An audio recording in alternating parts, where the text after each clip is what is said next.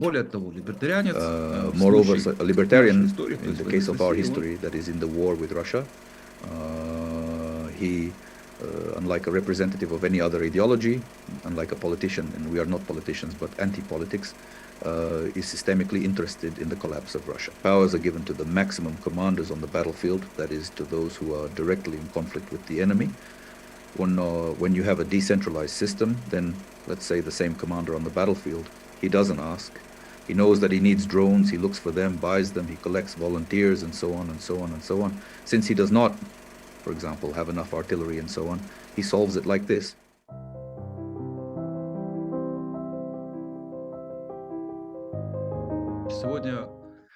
Today we'll talk about this topic, I thought. Why not do such, let's say, a kind of intellectual experiment, a provocation on the topic of how I would win the war? Because, let's say, joining the libertarians being in power, is already a precedent. That is, this is a thing that happened in the person of Comrade Miley, who is like a classical liberal, a radical classical liberal, that is almost in 5 minutes a libertarian.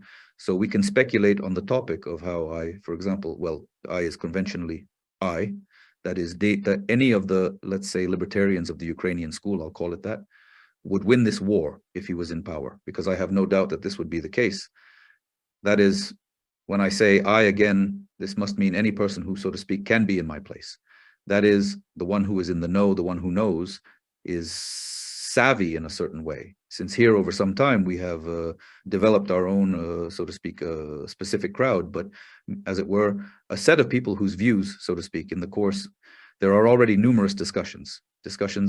They are quite close and understandable to each other. Yes, therefore by I, we mean such a person. Let's put it this way. When I just thought about this topic, well, seeing how the comrades of the current government are now losing, as it were, with a catastrophic score and are leading us all to hell, then it's just worth thinking about, let's say, what would a tourist do? Let's imagine that I found myself, for example, in the place of the current president in 1919. That is completely in his situation. That is, having 75% of the votes there. It's not clear where they came from. In my case, well, let's assume that this is what something like this happened there. So they voted for someone like me, and then a mono-majority in parliament. But what is the fundamental difference between a libertarian who in some incomprehensible way felt himself in such a situation, but felt it from any other, is that he is categorically independent of the system, first, and of political alignments, second. This completely frees his hands and allows him to do those things that a politician, even, for example, Milei, we see now, cannot do. Or he must count on something, or else, so to speak, bargain something else, then do it. Because, as we said, a libertarian, why do they give me a free hand? Because a libertarian comes to power once. That is, let's imagine that we have come and we are implementing our plan, this plan B, which is that we are collapsing the state.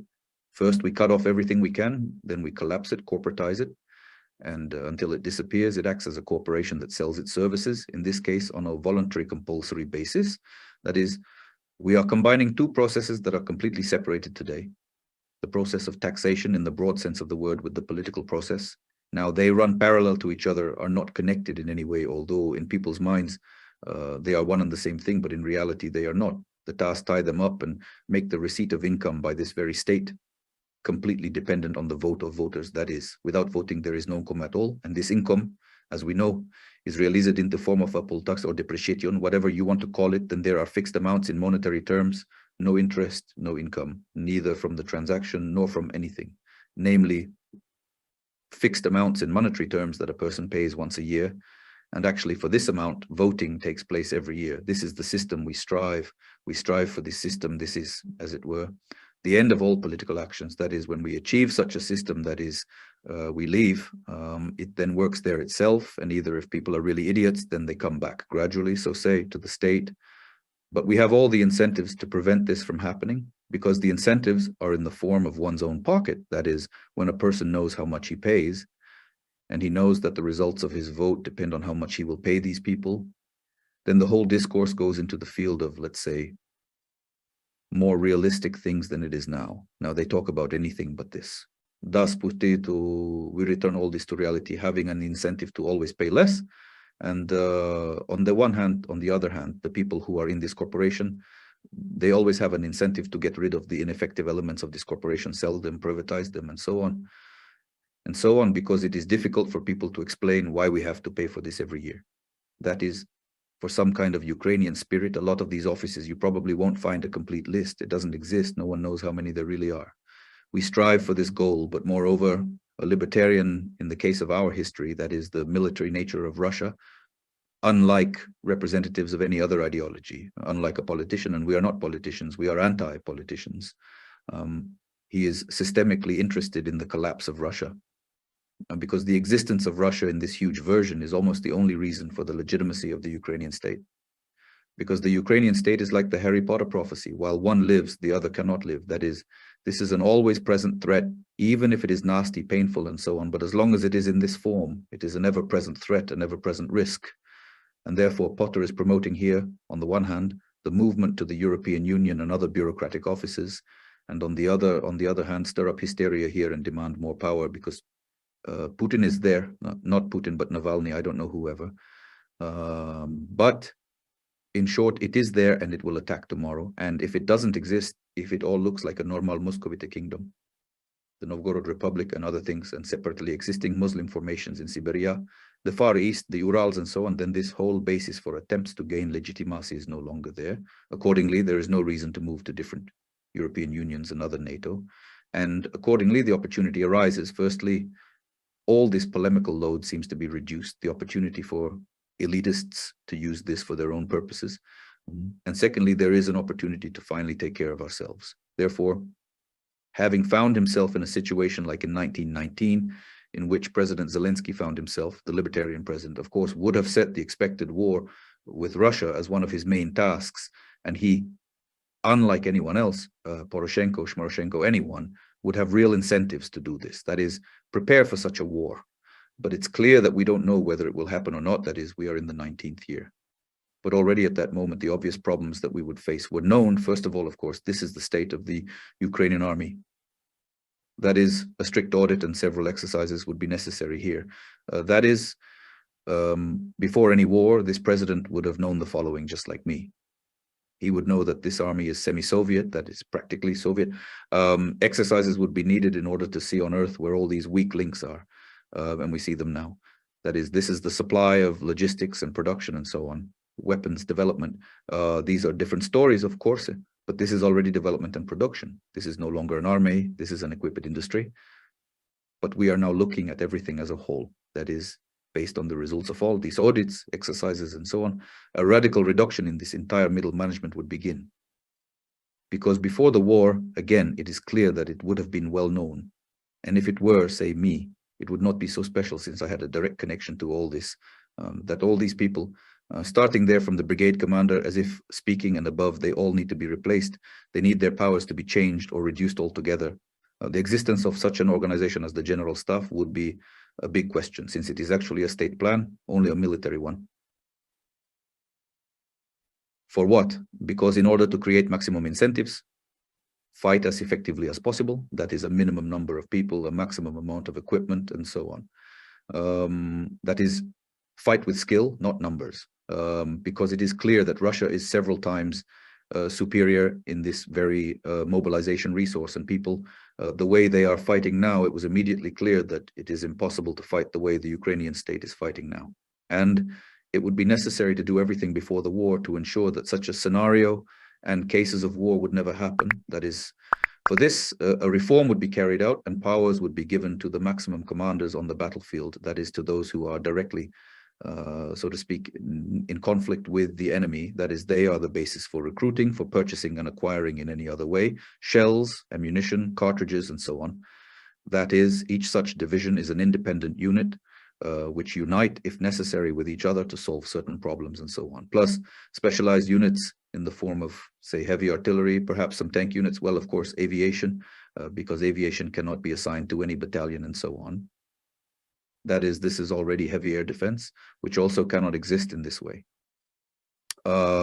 Everything else, it must somehow have a direct connection with these people who are here on the battlefield, engaged in war.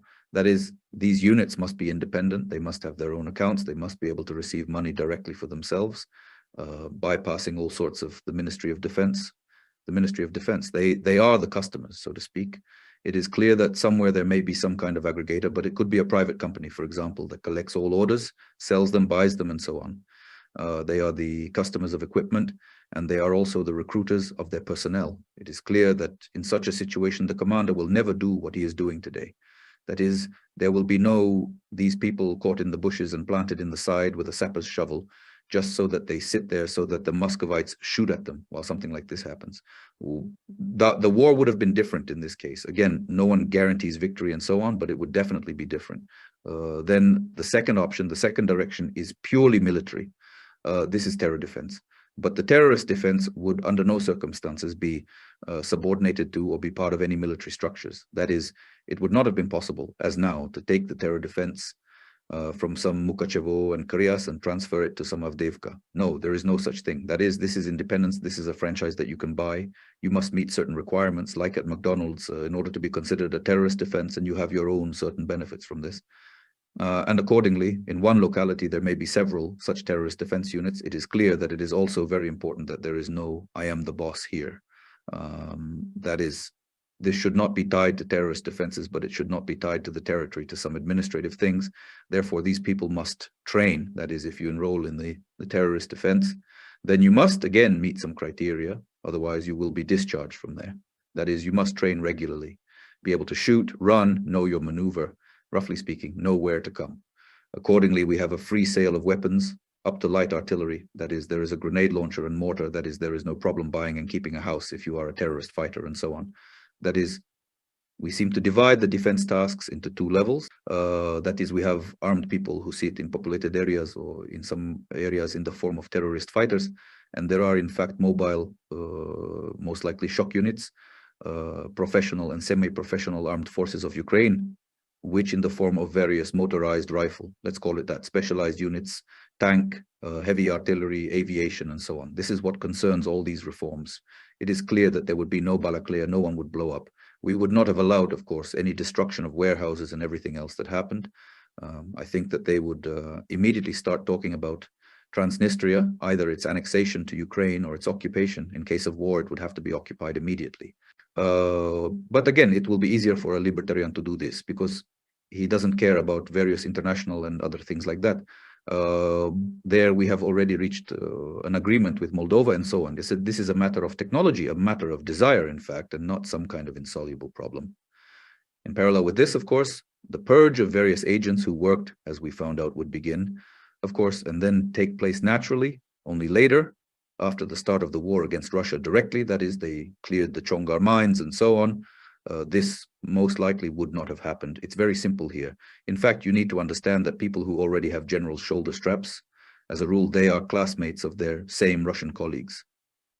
They all studied in such academies. They all, like our comrade Zaluzhny expressed his respects to comrade Gerasimov and so on, they all know each other well. And of course, they would have to be dealt with somehow so that this would not happen.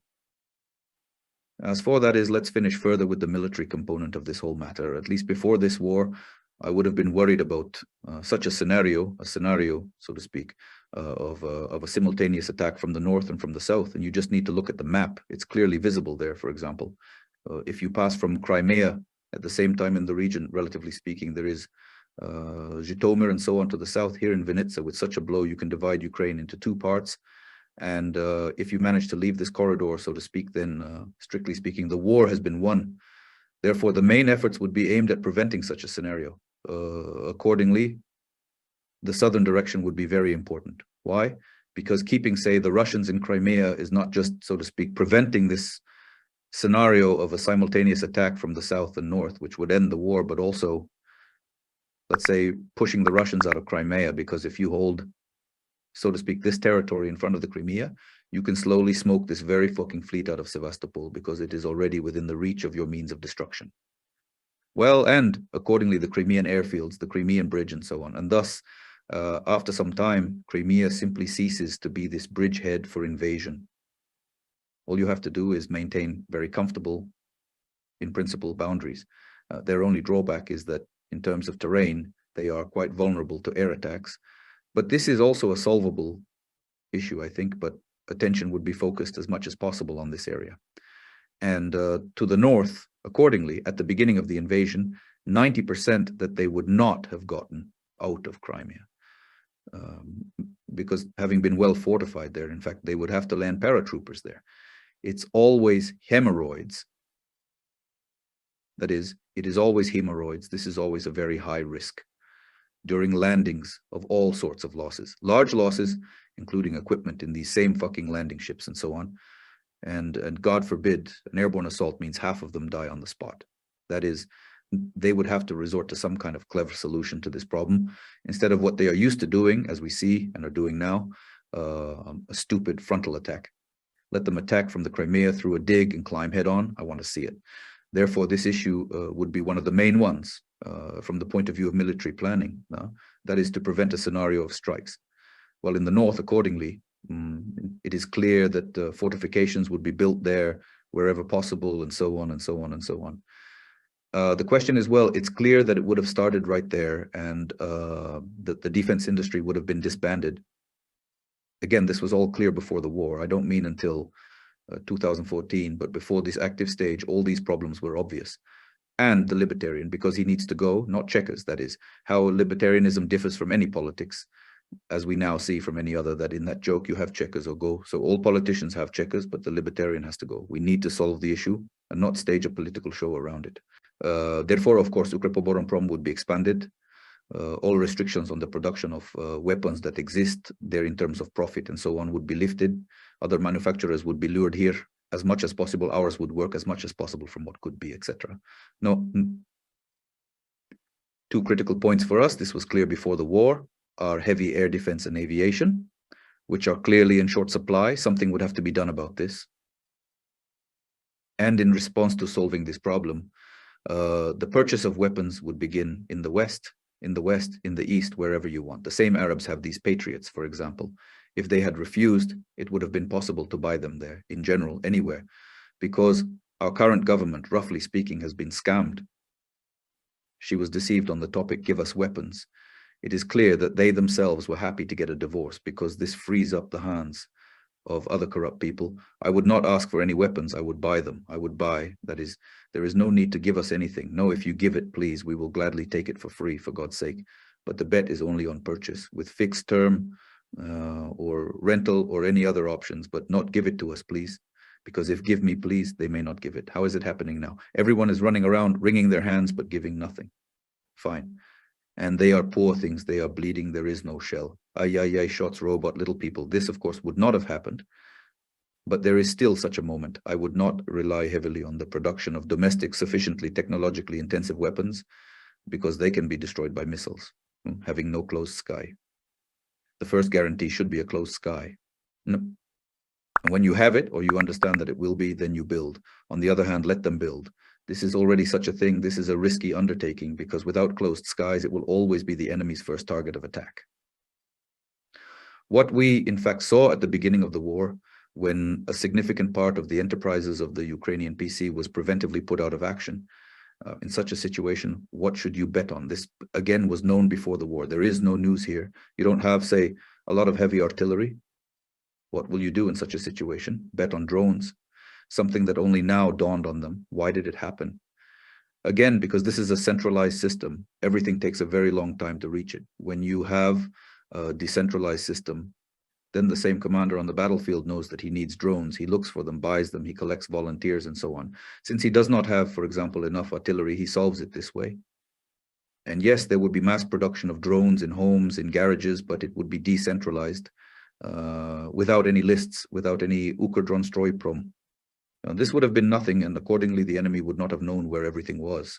And that is, it would be produced everywhere. Everywhere small reconnaissance, short-range drones can really be done in the kitchen, and even small kamikaze drones, which carry a small amount of explosives, but still carry them. They too could be made in huge quantities, and that would be bet number one.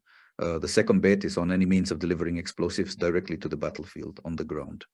That is, some small robots on wheels or something else that would travel and, in short, would undermine, dig into trenches and so on. From the air and on the ground. If you have a lot of such junk, then, strictly speaking, you can neutralize the enemy's advantage in heavy artillery. То, собственно говоря, вы можете нивелировать преимущество противника в тяжелой артиллерии.